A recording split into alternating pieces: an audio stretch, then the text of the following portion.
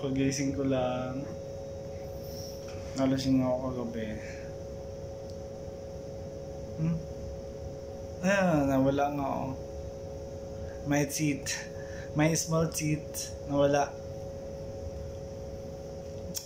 Kasi nalasing ako kagabi. And then, sumuka ako. Nasama yun doon sa bowl pagsuka ko. Kaya nawala. So, ang gagawin ko mamaya, maghanap ako ng paggawaan ng justice naman. Sana kaya nilang gawin. Nawala siya. So, hindi ko, yun nga yun, yung pagsuka ko. Doon siya nawala ng pagsuka ko. Abutin na lang yung malaki, hindi naman tanggal. Oh my God, di ko wala. Ngayon, kagabi lang ulit kasi ako nalasing. Sobrang tagal na ako din nakainom. Kagabi lang ulit. Kaya suka ako ng suka kagabi.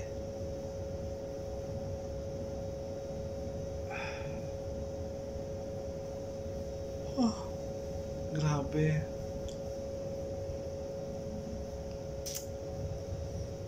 Bungal na ulit ako. Oh my God.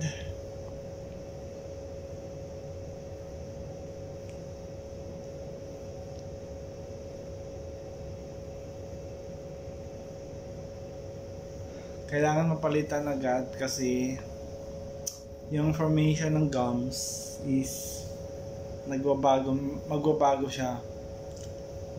Kapag matagalan ang kapag matagalan ang pagpalit nito, matagalan malagyan. So, my formation of my teeth, upper teeth, magbabago. So, dahil may space dito, ang mangyayari dyan is, ito, ma-move siya pa ganun. Ma-occupy niya lahat na space dito. So, lahat ng teeth ko na dito, ito, magaganon siya, ma-move. Kasi i-occupy niya yung space na to. So, kailangan malagyan agad para hindi masisira yung aking ngipin, yung formation ng aking ngipin. So, parang pangit na wala akong ngipin. Oh my God, ang tagal kong hinintay na magagawa na ako ng ngipin na yun. Sobrang tagal. Kailan ba ako naging therapist? 2024. Nag-graduate ako ng therapist 2024 June ba yun? Or July, mga ganong buwan. And then post ako sa FB pages. Dumadami akong group na pinasok. And then siguro month of the 2024, wala pa, hindi ko pa siya nakakita, hindi pa siya nagpamasahe yung owner ng paggawa ng pastiso. 2025 January, alam ko January yun, nagpamasahe sila, mag-asawa. Sila yung magaling magawa ng may-ari ng paggawa ng pastiso. Sila yung magaling talaga kasi ilang ikot, matagal na akong ganito. Since 12 years old pa lang ako kasi, ano ba? Hindi pala. 12 or ano? Hindi, wait. Parang 15, 14, 13 ako first year. Second year is 14 yun. 14. Ang kwento dyan is yung aking ngipin nung bata pa ako ay ito. Ito. Yung ngipin na to ay yung ngipin dito, dapat dito yan tubo, pero hindi. Ito yon, yung ka-level niya.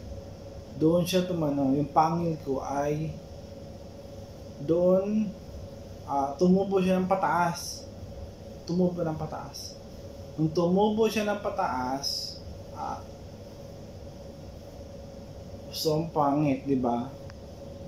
So pag tumawa ko, ganon, na nakaganon siya.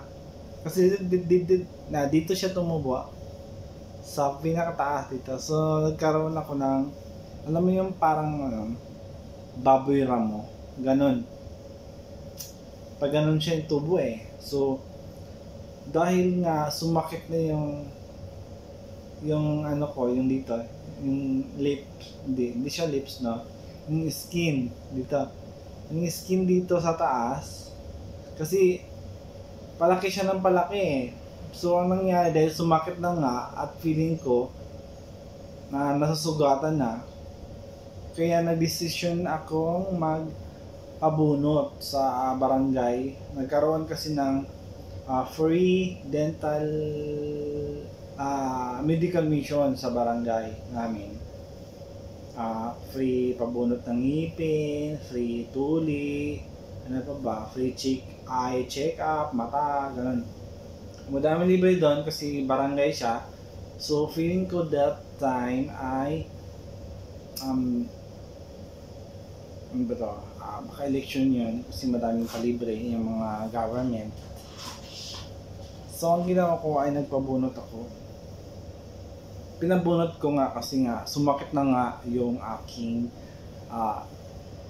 yung skin sa taas kasi natutusok na. So anong edad ako na? 14, parang 14 yun. So since 14 years old ako, ganun yung ngipin ko. So syempre yung confidence, ganyan, hindi ko siya napaayos, hindi nilagyan ng teeth. Kaya yung nagkaroon yan, ganyan, nagkaroon siya. So ang ginawa ko, pumunta na ako dito sa Manila. Naghahanap ako ng mga dental clinic. Ganun. Dental clinic na gumagawa nga ng ganun, ng teeth na maliit para dito sa taas. Ay ngayon, wala akong mahanap. Sobrang tagal, wala akong mahanap. Noong ngayong 2025 lang, January, yun na nga, naging therapist na ako. Sobrang tagal, di ba? Isipin mo, 14 years old ako. Di ba? Ilang taon ako naghihirap na wala akong teeth sa taas. Tapos, naging therapist na ako, nagpo-post ako sa Facebook. One of my clients naggagawa sila ng ngipin. Nung nandun ako, ayun na nga, sabi niya, pwede, kaya naman, kaya. Kaya sabi ko, agad-agad, nung minasage ko sila ngayong gabi, kinabukasan agad, sabi ko, sige, bukas babalik ako, magpagawa ako. Ginawa nila agad ako.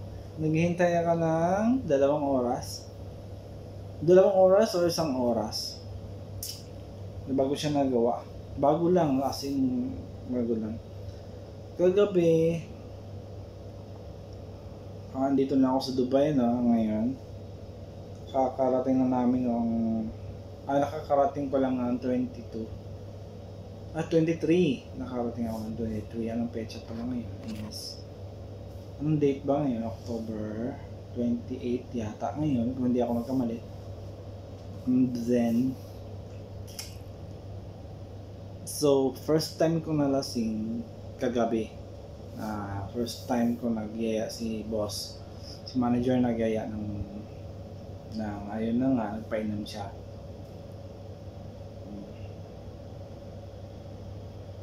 Hindi ko naisip na tanggalin yung aking ngipin. Kaya, sumuka ako kagabi. Hindi ko rin siya namalayan. Pagising ko lang, ngayon lang umaga. Ngayon ko lang siya napansin. Sabi ko, parang may kulang ang ngipin. Konfirmado nga. So, may ngipin na maliit ay na-flush yun sa bowl.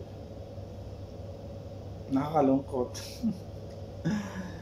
Kasi matagal, yun nga, hindi ko naman din sinasadya na, pero okay lang. Pagawa ko mamaya. Pangating ano.